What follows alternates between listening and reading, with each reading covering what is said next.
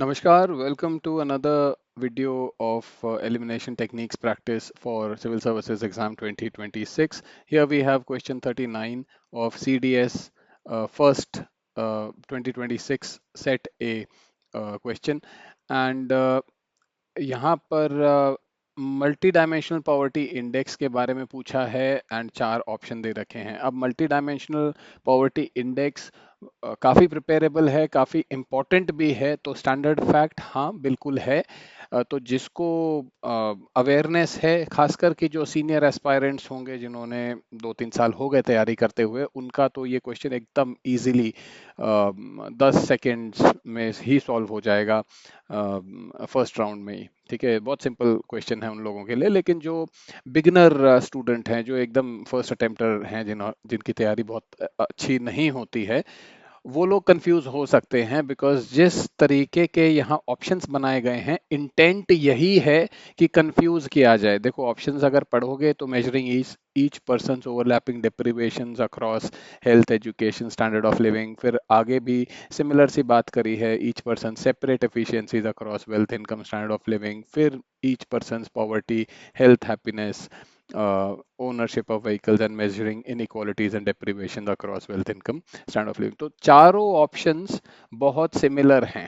अगर चारों ऑप्शंस बहुत सिमिलर है, नेचुरली वो आपको कंफ्यूज करने की कोशिश कर रहा है एंड इसलिए यहाँ पर कुछ ना कुछ रोल एलिमिनेशन का बन सकता है। तो अगर आपको नॉलेज नहीं है या कंफ्यूजन बहुत ज़्यादा हो रहा है, आप पिक नहीं कर पा रहे हो कौन सा ऑप्शन बेस्ट होगा इसमें आंसर, तो कुछ प्रिंसिपल्स हैं। वन स्टेटमेंट क्वेश्चन, इसको वन स्टेटमेंट क्वेश्चन बोलते हैं हम एलिमिनेशन अपना टेक्निक्स कोर्स में। वन स्टेटमेंट क्वेश्चन मींस इस टाइप का, ऊपर एक स्टेटमेंट दिया हुआ है, नीचे चार ऑप्शन दे रखे हैं। ठीक है, तो अब एक बार इनको ऑप्शंस को ध्यान से पढ़ो। कह रहा है मेजरिंग ईच पर्सन्स ओवरलैपिंग डेप्रीवेशंस। यहाँ देखो सिमिलर क्या दिख रहा है, measuring each persons, measuring each persons, measuring each persons. तीन ऑप्शन में मेजरिंग ईच पर्सन दिया है, लास्ट में सिर्फ मेजरिंग इनइक्वालिटीज दे रखा है। हम यूपीएससी में अक्सर ये देखते हैं कि जब ऑप्शंस में इस टाइप का रिपीटिशन होता है, जितने ज्यादा ऑप्शंस में ऐसा रिपीटिशन हो, उतने आंसर उन ऑप्शंस में होने की संभावना बढ़ जाती है। ठीक है, ये हमने यूपीएससी में बहुत सारे क्वेश्चंस ऐसे मिल जाएंगे जिसमें हमने ये देखा है। अच्छा, बाकी कंटेंट भी इंपॉर्टेंट होता है, वो सिर्फ स्ट्रक्चर इंपॉर्टेंट नहीं है, कंटेंट भी इंपॉर्टेंट है। तो अगर फर्स्ट ऑप्शन देखोगे, यहाँ पे क्या कह रहा है, ईच पर्सन ओवरलैपिंग डेप्रीवेशंस। तो अब ये ओवरलैपिंग डेप्रीवेशंस तो बहुत ज्यादा कुछ समझ में नहीं आएगा, बट हाँ डेप्रीवेशंस तो सब समझ ही सकते हैं। डेप्रीवेशन काफी एक फॉर्मल वर्ड है, सिलेबस एंगल से फॉर्मल वर्ड है, ये पता ही होता है, यूजुअली मेंस की तैयारी में भी कम अक्रॉस हो ही जाता है। तो measuring each persons deprivations across health education standard of living.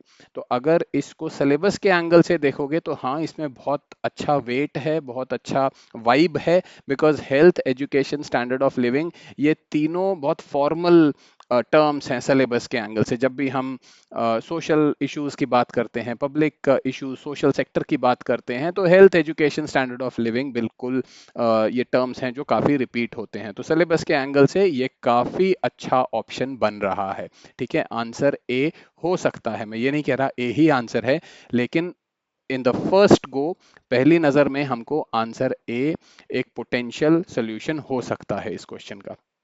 आगे देखो, कह रहा है measuring each person separate efficiencies. अब यहाँ पे सेपरेट एफिशिएंसीज की बात कर रहा है।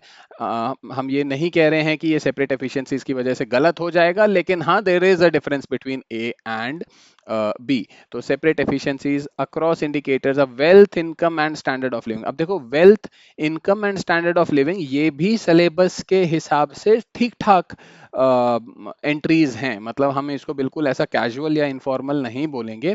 तो सिलेबस के हिसाब से ये भी एंट्रीज ठीक हैं। फिलहाल के लिए सेपरेट एफिशिएंसीज एंड ओवरलैपिंग डिप्रिवेशंस को हम इग्नोर करते हैं, सिर्फ एंट्रीज पे देखो। Health education standard of living काफी अच्छा है, कैन बी द आंसर। यहाँ पर wealth income standard of living काफी अच्छा है, कैन बी द आंसर। ठीक है, ए भी आंसर हो सकता है, बी भी आंसर हो सकता है।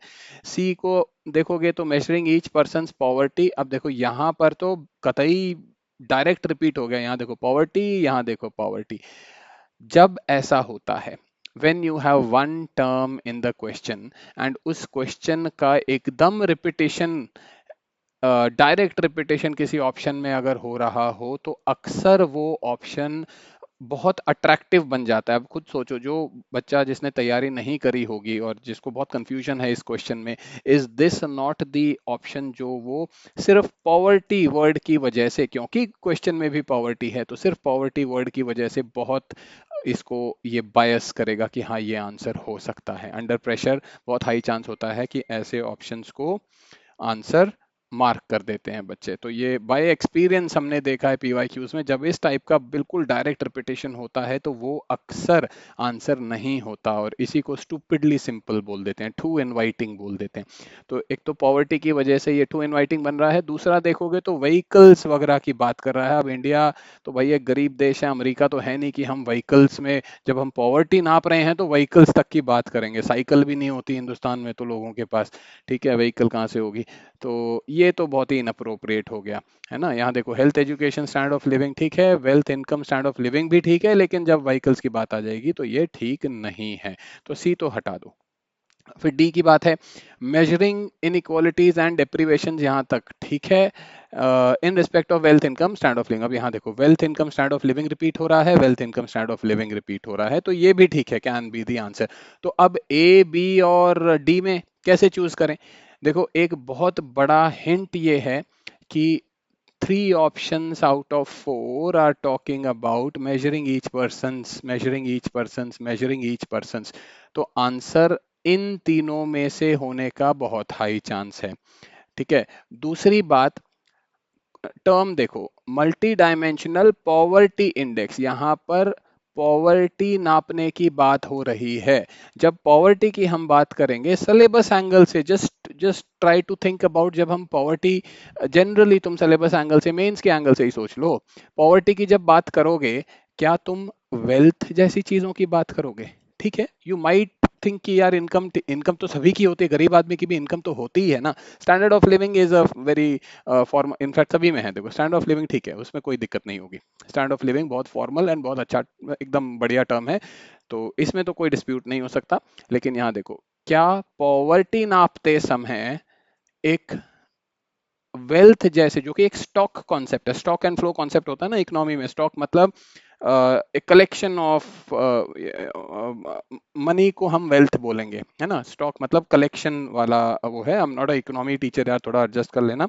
स्टॉक मतलब है एक कलेक्शन, और इनकम मतलब एक फ्लो कॉन्सेप्ट, मतलब हर महीने आ रहा है, हर साल आ रहा है, उस टाइप से, दैट्स योर इनकम। तो वेल्थ, जब हम गरीब आदमी की बात करेंगे तो वेल्थ जैसी टर्म हम यूजुअली नहीं करते। अब मैं ये नहीं कह रहा कि वेल्थ आंसर नहीं हो सकता, लेकिन अगर हमारे को नॉलेज नहीं है और हमको गेस मारना है, तो वेल्थ जैसी टर्म में हमको रेड फ्लैग दिखेगा। जब हम पॉवर्टी नाप रहे हैं तो हेल्थ एजुकेशन जैसी चीजों को नापना ज्यादा अच्छा होगा ना, rather than things like wealth, ठीक है। तो अब रिस्की है, यस, लेकिन अगर हमारे पास और कोई चारा ही नहीं है, तो this is one of the best approaches which you can use in solving this question, ठीक है ना। तो यहाँ पे ये 3 टर्म्स जो हैं, या in fact health and education poverty angle से बेस्ट है, मोस्ट फॉर्मल है सिलेबस के हिसाब से, एंड बाकी तो हमने एलिमिनेट कर ही दिया फॉर वेरियस रीजंस, ठीक है। सो दिस इज दस the best answer in this question. That's all in today's practice question. मेरे को बताना आपको कमेंट्स वगैरह में कैसा लगा video, do you agree with the approach, you don't agree with the approach, if you have any other approach of solving this question. लेकिन हाँ, नॉलेज हैवी नहीं होना चाहिए, we can not assume knowledge whatever approach you are sharing, ठीक है। And या at least minimal knowledge हो, conceptual है जैसे स्टॉक फ्लो मैंने बताया, तो वो कॉन्सेप्चुअल है, वो तो सबको पता ही होना चाहिए। तो इस टाइप का एकदम बेसिक मिनिमल नॉलेज हो, तो of course that will be a valid approach. तो ठीक है, that's all from my side. और बाकी वो यार शेयर, कमेंट और वो क्या क्या होता है, लाइक वगैरह, if you can do that, that will be great help. Thank you, see you next time, bye bye.